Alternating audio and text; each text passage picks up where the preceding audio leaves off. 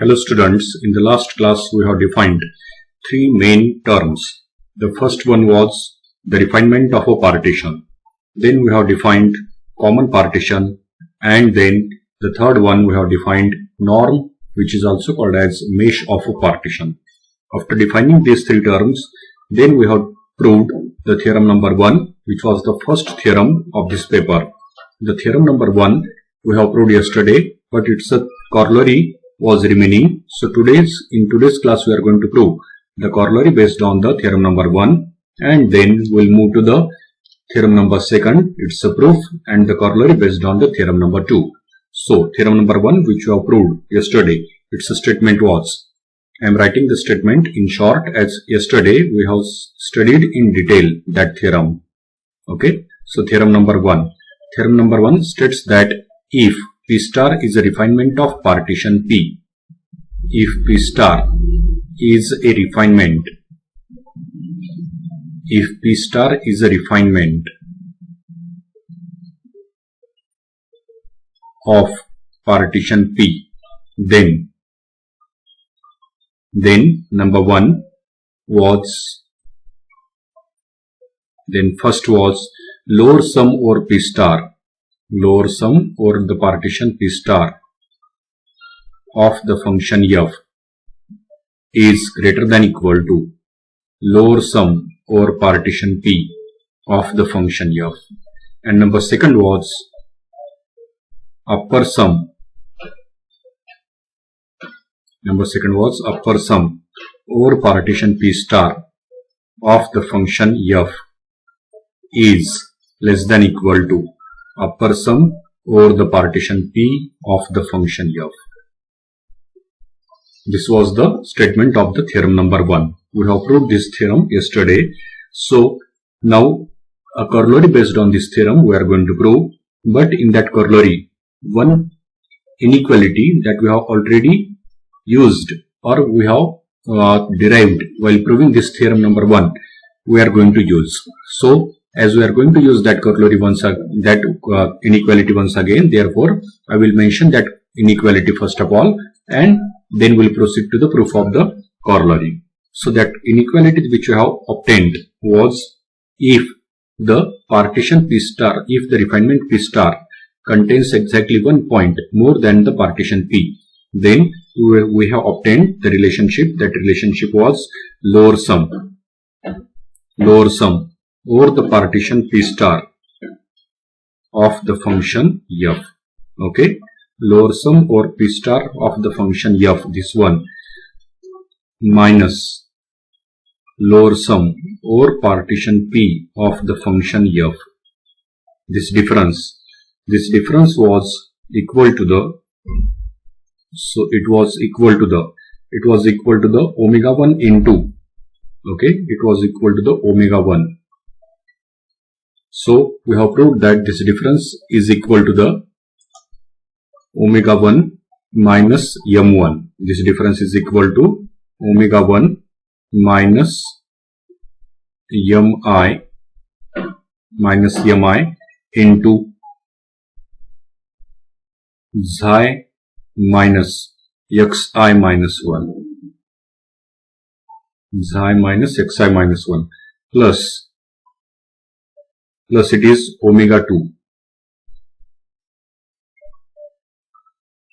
minus mi, omega 2 minus mi into, it is to be multiplied with xi minus xi into xi minus xi.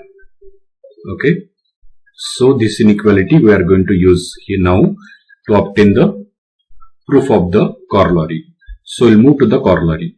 So the corollary now is, corollary based on the theorem number 1 is corollary.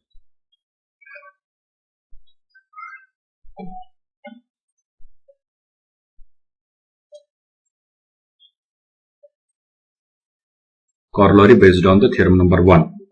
Okay, corollary is, if P star, if the refinement P star, if the refinement P star if the refinement P star of the partition P contains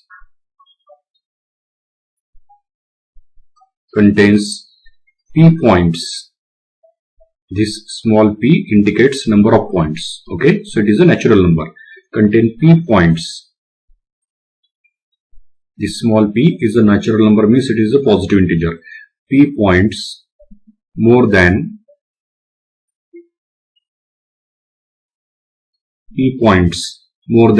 the partition P. Okay, P number of points more than the partition P.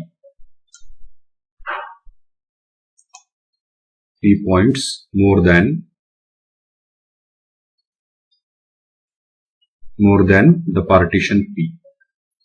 For the partition we are using the capital P, and for its refinement capital P star, and small p indicates the number of points more than the partition P. So more than P, and if mod of fx is less than equal to k. Mod of fx is less than equal to k for all x belongs to, this is for all x belongs to closed interval a to b. For all x belongs to closed interval a to b. Okay, for all x belongs to closed interval a to b. Then two things we are going to prove here. Okay, so then what you have to prove here? So two things that you are going to prove, as you have proved two things in the theorem number 1. Similarly, it's a corollary. In the corollary also we are going to prove two things. So then number 1 is number 1. Okay, then number 1 is lower sum or P of the function f. Lower sum or partition P for the function f. Okay, lower sum or partition P for the function f. This is less than equal to lower sum or P star. Lower sum or partition P for the function f is less than equal to lower sum or P star for the function f. This is still less than equal to lower sum or partition P of the function f and plus 2 P K mu. Okay, this is one of the part that we are going to prove, and the second is number 2 is for the upper sums. Number second is upper sum or partition P for the function f is greater than equal to upper sum over partition P star for the function f, which is still greater than equal to upper sum or partition P for the function f minus 2 P K mu. Okay, like such is the corollary. So we'll prove this corollary. So for proving this corollary, as told just now, we are going to use a relationship that we have obtained while proving the theorem number 1. Okay, so let us begin. So proof of this corollary. We'll prove this one. Proof. Okay. So let f be bounded real valued function.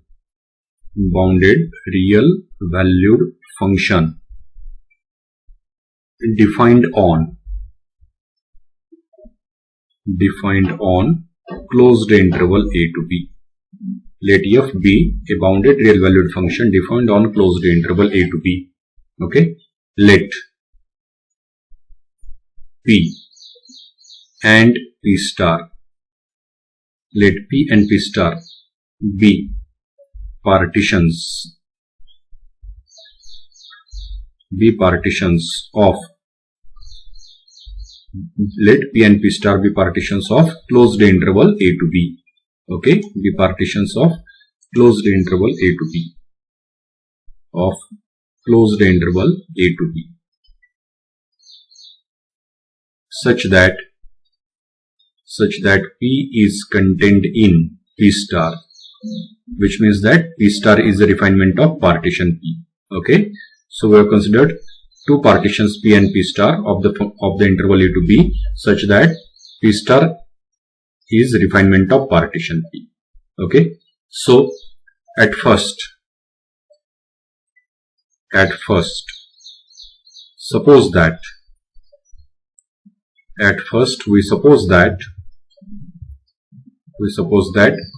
the refinement P,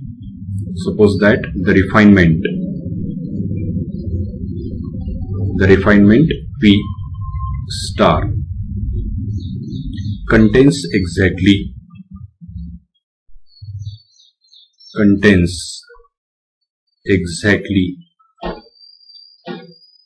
one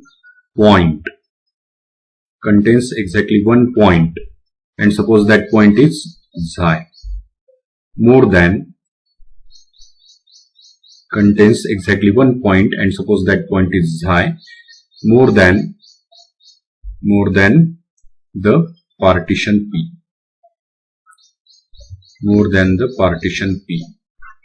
and suppose that point is in the delta xi, and that point xi belongs to delta xi, but delta xi is nothing but it is the closed interval xi minus 1 to xi. Okay, so recall that diagram which we have seen in the while proving the theorem number 1. So by using that diagram and the explanation whatever we have seen in the last class, so then according to that proof of the theorem number 1, we have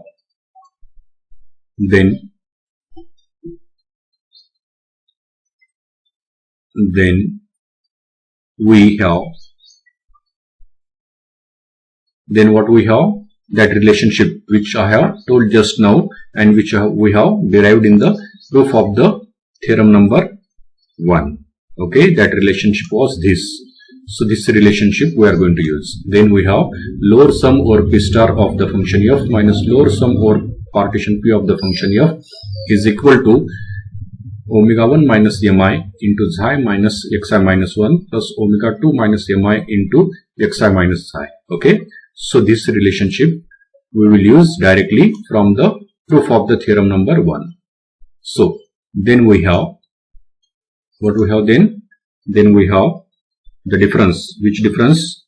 Lower sum over the partition P star of function f minus lower sum over partition P of function f. This difference is equal to, so this difference is equal to, it is equal to the omega 1 minus mi, omega 1 minus mi into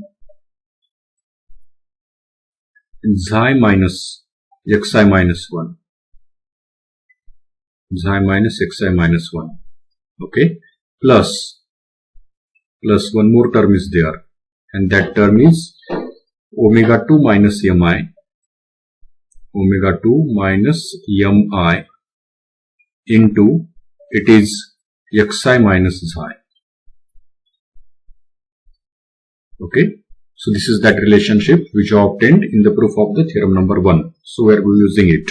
So now, so we'll denote this one temporarily by the relation number 1. So we have this relation number 1. Okay, so but as modulus of f of x is less than equal to k. Why it is so? Because it is given in the statement of the theorem. So, but as mod of f of x is less than equal to k for all x belongs to closed interval a to b. For all x belongs to closed interval a to b. Okay, so therefore what we'll get? The same thing, mod of f of x less than equal to k, and that can be written in the form that minus k is less than equal to fx is less than equal to k for all x belongs to closed interval a to b.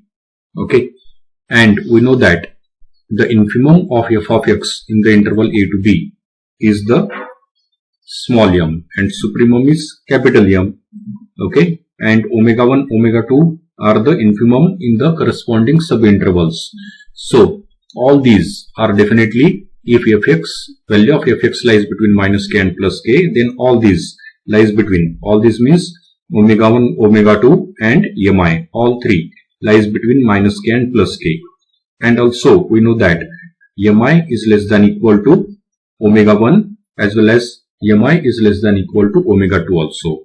That we have seen in the proof of the theorem number 1 in the last class. Okay, so therefore, so this implies that minus k is less than equal to, so minus k is less than equal to mi, which is less than equal to omega 1, which is less than equal to k. Okay, so this is less than equal to k. Like such we have obtained this relationship. And further, this can be further written as, in the simplified form as, so this implies, what does this implies? So this implies the difference of middle two. Difference of middle two means omega 1 minus mi, this difference. So omega 1 minus mi.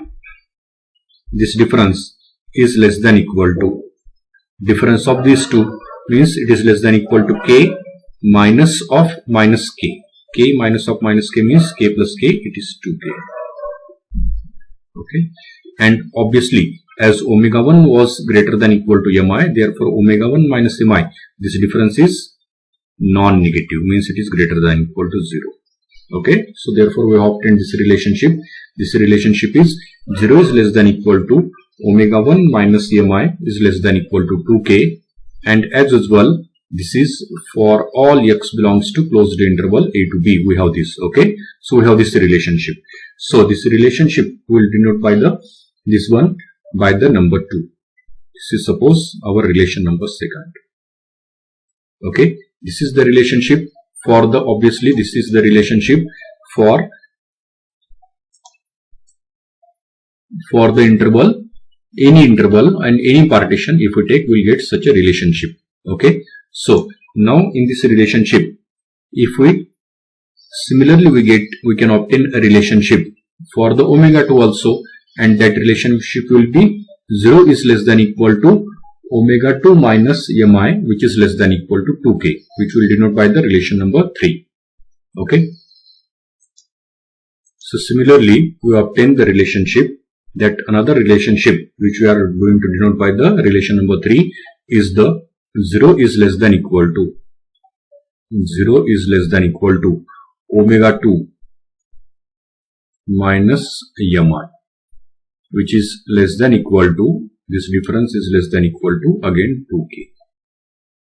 This will denote by the relation number 3. Okay, now we'll use this relation number 2 and 3 in the relation number 1 and we'll get, so therefore using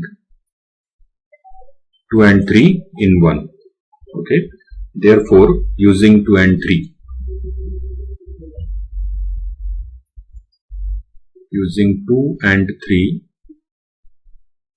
in 1, we get, let us see what we'll get. So relation number 1 was, it was lower sum over p star minus lower sum over p. Okay, so therefore we will get lower sum over p star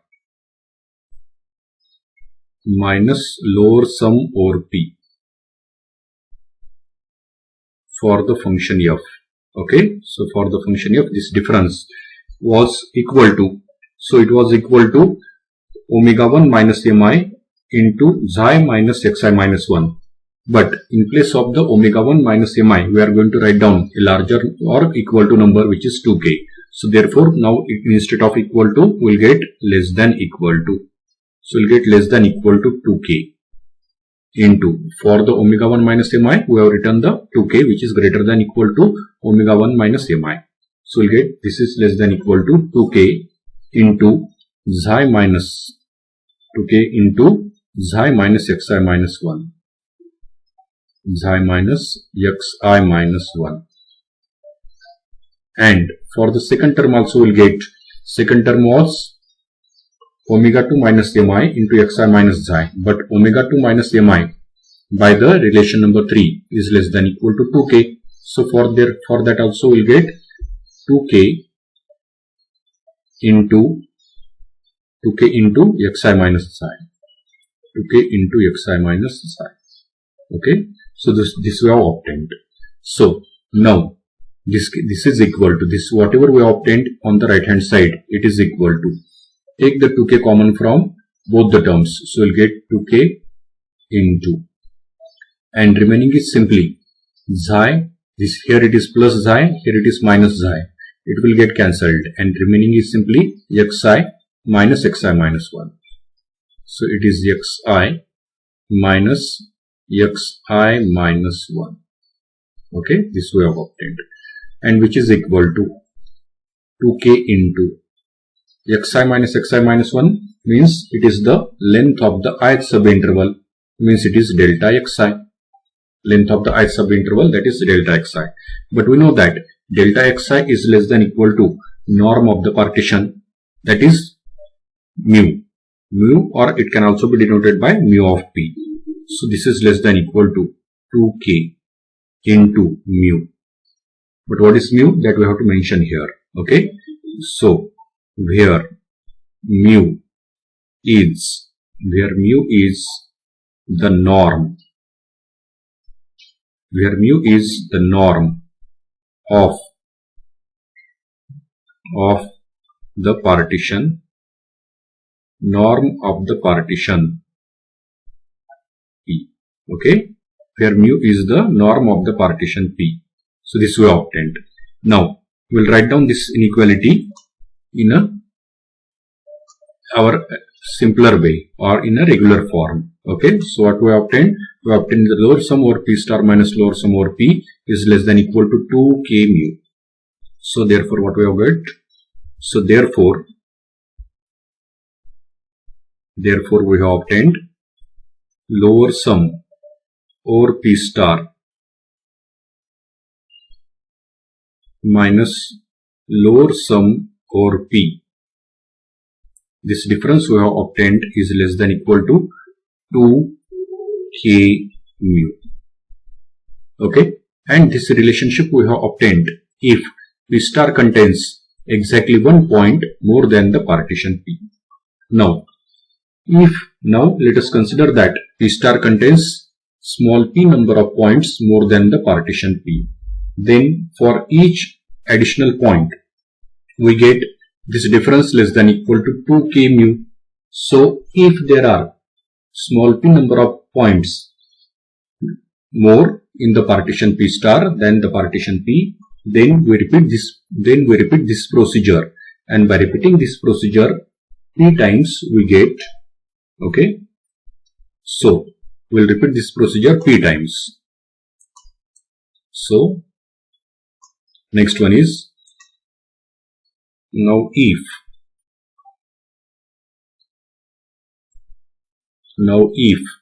P star contains,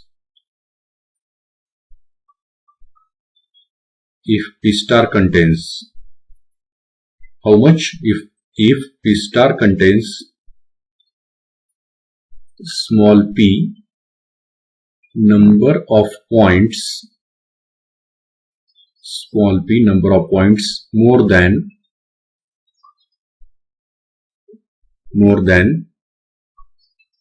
the partition P, then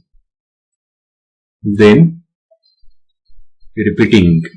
Okay, we will repeat this reasoning then then by repeating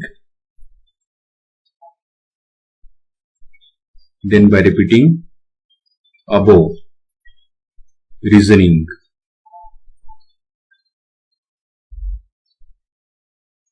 we get.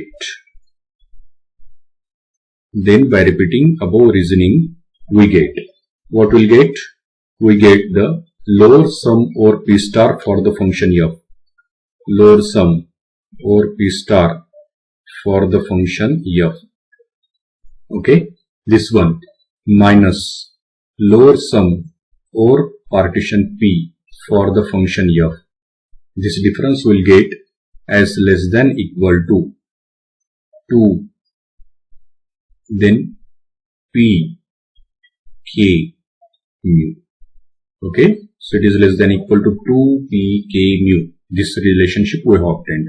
Now this lower sum or P can be transferred to the other side, and therefore this gives us, which implies lower sum or P star for the function f is less than equal to lower sum or partition P of the function f and plus 2 Pk mu.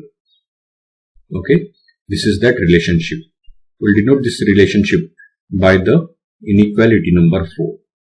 This is the relationship that we have obtained. Okay, now by the theorem 1 we have, but by theorem 1, okay, but by theorem 1 we have, what we have by the theorem number 1, that statement I have already mentioned some time before, okay, that we have seen in the first theorem in the last video. So the same thing I have repeated in the beginning. So by that theorem 1 we have lower sum or P. Okay, by the theorem 1 we have lower sum or partition P of the function f. This was less than equal to lower sum or P star of the function f. Okay, let us denote this by the relation number 5th. By theorem 1 we have this relation number 5th. Now combine these two relationships. Okay, therefore from 5 and 6, therefore from 5 and 6 we conclude that, what we conclude from 5 and 6, therefore from relations 5 and 6 we conclude that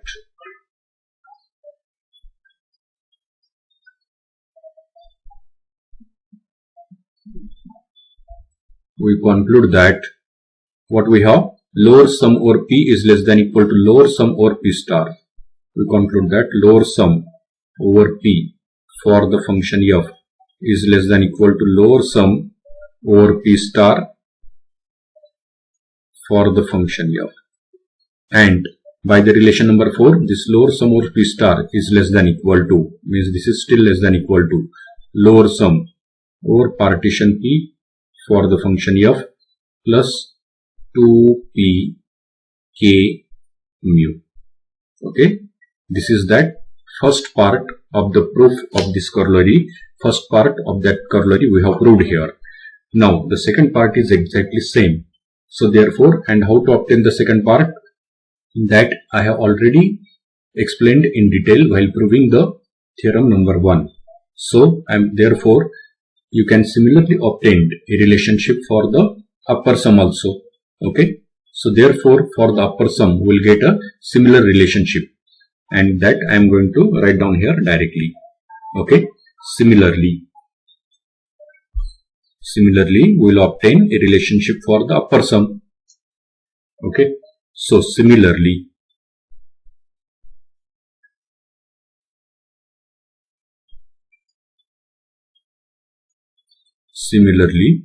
we get, what will get similarly? So similarly we will get upper sum or partition P for the function f. Upper sum or partition P for the function f is greater than equal to upper sum over P star for the function f, and this is greater than equal to upper sum over partition P for the function f means UPF and minus 2pk mu. Okay, so like such this second part can also be established or obtained. So in this way we have proved the corollary based on the theorem number 1. Okay, so this was the corollary based on theorem number 1. After proving the corollary based on the theorem number 1, one important relationship between the upper sum and lower sum of partition P and on their refinement will mention here. Okay, so we have, so this will mention as a remark. An important remark will mention here. Okay, so what we have? So we have in the theorem number 1 we have proved that lower sum over P. Okay, so we have lower sum over the partition P for the function f is less than equal to lower sum over P star for the function f. Lower sum over P is less than equal to lower sum over P star. Okay, then we know that the lower sum over P star of function f is less than equal to upper sum over P star for the function f. Okay, means on any partition we know that lower sum is always less than equal to the upper sum on the same partition. And also the second part, this was by the theorem number 1 first part, and by the theorem number 1 second part we have upper sum over P star. Upper sum over P star of the function f is less than equal to upper sum over partition P for the function f. Okay, this one, first one is by the theorem number 1, third one is also by the theorem number 1, and this is obviously by the definitions of upper and lower sums.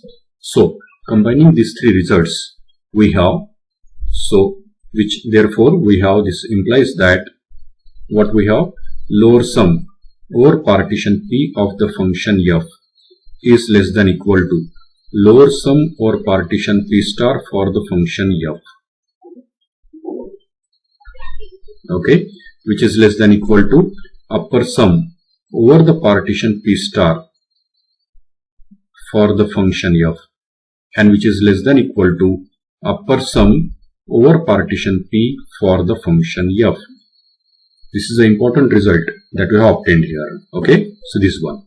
So let us denote this by the relation number 1. If this is our relation number 1.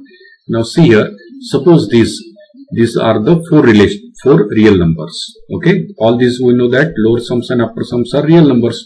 Suppose these are the real numbers which we temporarily denote by the A, B, C, D. So if A, B, C, D are the three real numbers, such that are the four real numbers such that A is less than equal to B is less than equal to C is less than equal to D, then we know that we have 0 is less than equal to the difference of middle two, means C minus B. Okay, then we have 0 is less than equal to difference of middle two, means C minus B, and this difference is less than equal to difference of extreme, means D minus A. So this one result we are going to use for the relation number 1. So using this result for the relation number 1, we obtain that 0 is less than equal to difference of the middle two. Difference of the middle two means upper sum or partition P star of the function f. Okay, minus lower sum or partition P star for the function f. And this difference is less than equal to difference of the extreme. Difference of the extreme means this difference upper sum minus lower sum over the partition P. Okay, means this is less than equal to upper sum over partition P for the function f minus lower sum over the partition P for the function f. Okay, we have this result, and this is a very important result. Okay, many times later on also this result we are going to use. So this is a very important result. So this result we have obtained here. Okay, this result is, what is this result? This result is, we have upper sum if P star is a refinement of partition P. Okay, if P star is a refinement of partition P, then upper sum or P star is minus lower sum or P star. This difference, upper sum minus lower sum or the refinement P star, this one is less than equal to. So it is less than equal to upper sum or partition P minus lower sum or partition P. This is the important result. So next one, we'll move to the theorem number 2 now. Okay.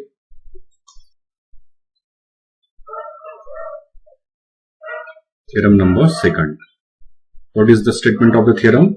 Theorem number 2, its statement is, for any two partitions,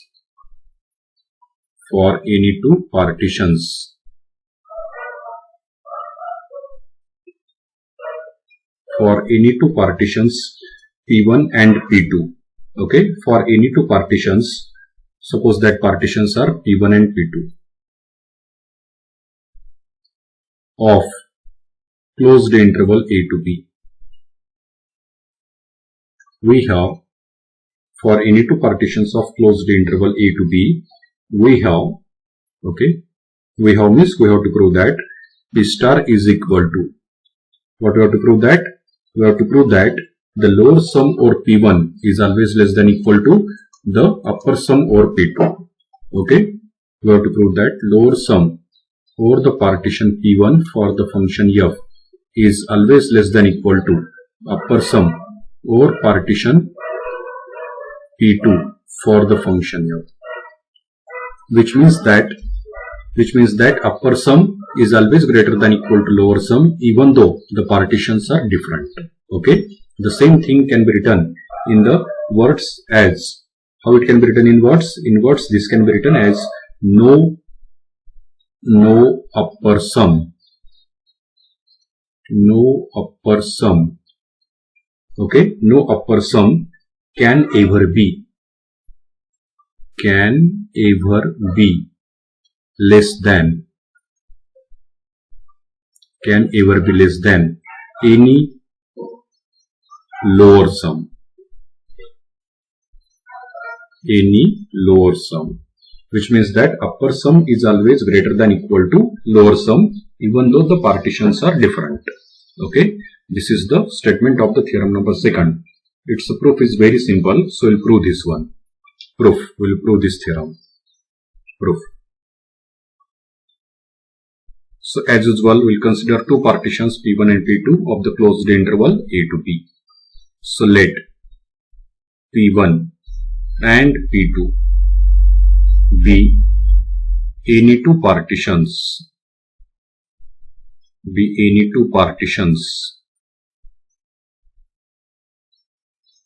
of closed interval A to B. Okay, let P1 and P2 be any two partitions of closed interval A to B.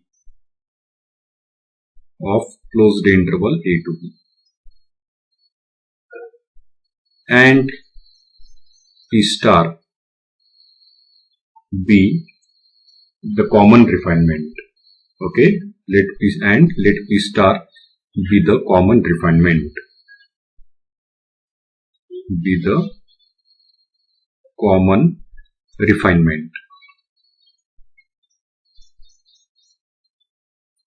Of P1 and P2. Which means that P star is equal to P1 union P2. Okay, so which means that P star is equal to P1 union P2. So now, as P star is a common refinement, which means that it is a refinement of P1 as well as it is a refinement of P2.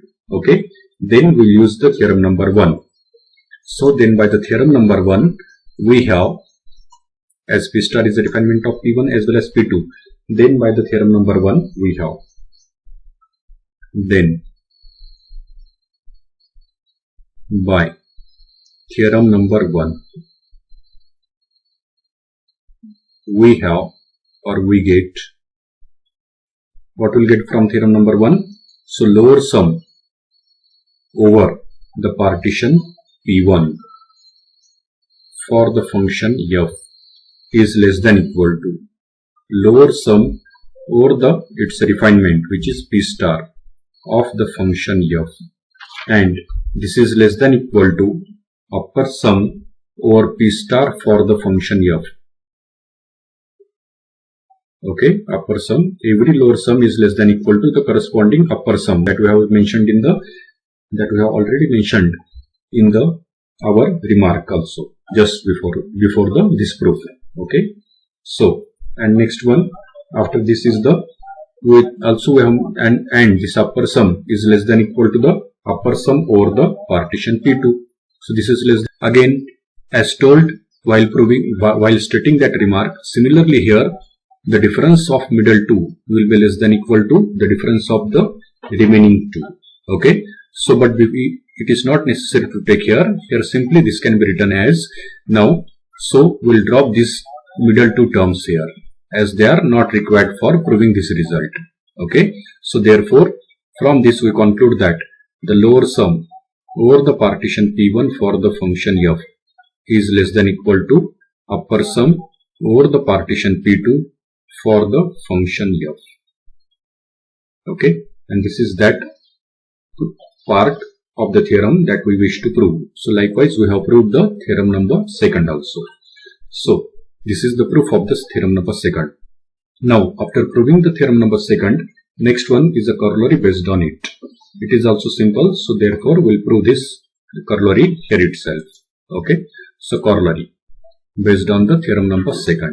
This corollary tells us that for any bounded function f, means if f is any bounded function, then we have lower integral, okay, f dx is always less than equal to upper integral f dx. Lower integral f dx always less than equal to upper integral f dx. This is the corollary. So we'll prove this corollary. Its proof is very simple. So we'll prove this proof. So let f be a bounded function on closed interval a to b.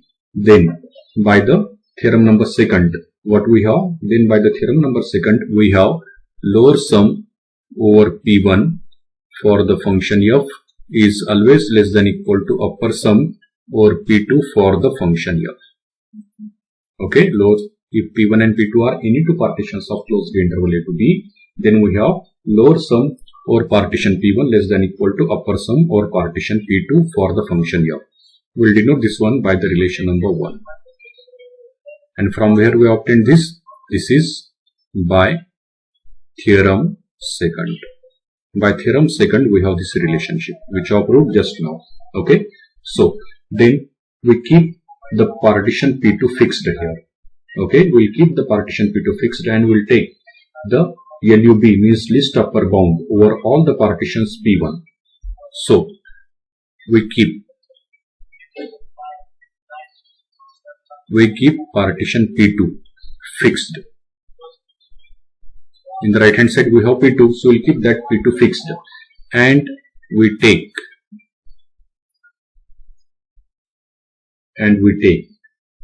what we'll take? The LUB, least upper bound, okay, over all partitions P1. Over all partitions P1, obviously of closed interval a to b. Okay, then from this relationship 1 we get what we will get from the relation number 1. So as every lower sum is less than equal to upper sum, therefore the LUB of lower sums will be again less than equal to upper sum. So therefore we will get LUB, means least upper bound, of lower sums over partition P of the function f is less than equal to upper sum over partition P2 for the function f. This will get, okay, but this lower sum, we know that by the definition that least upper bound of the lower sums or partition P of the function f is nothing but it is our lower integral. So this implies that the lower integral f dx is less than equal to upper sum or partition P2 for the function f. Okay, this relationship we have obtained. We will denote this one by the relation number 2. Okay, now the left hand side, which is the lower integral f dx, is a fixed quantity. Okay, now what we'll take? We'll take the GLP or all the partitions P2 for the function f. Then we'll get, okay, so now we take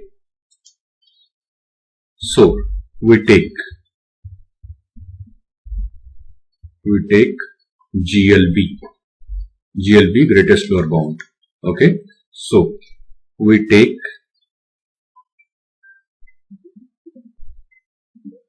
GLB greatest lower bound of P2.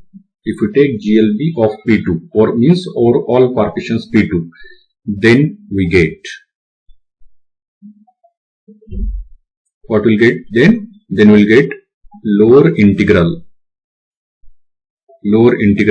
f dx is less than equal to GLB of upper integral or partition P of the function f. Okay, and this is nothing but we know that GLB of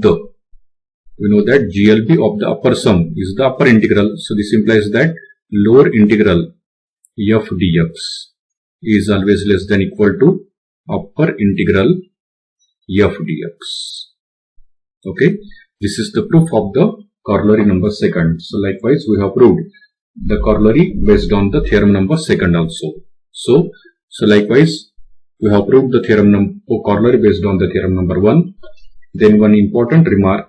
Then we have proved the theorem number second and one corollary based on it. So today we'll stop here and we'll continue in the next class. Thank you.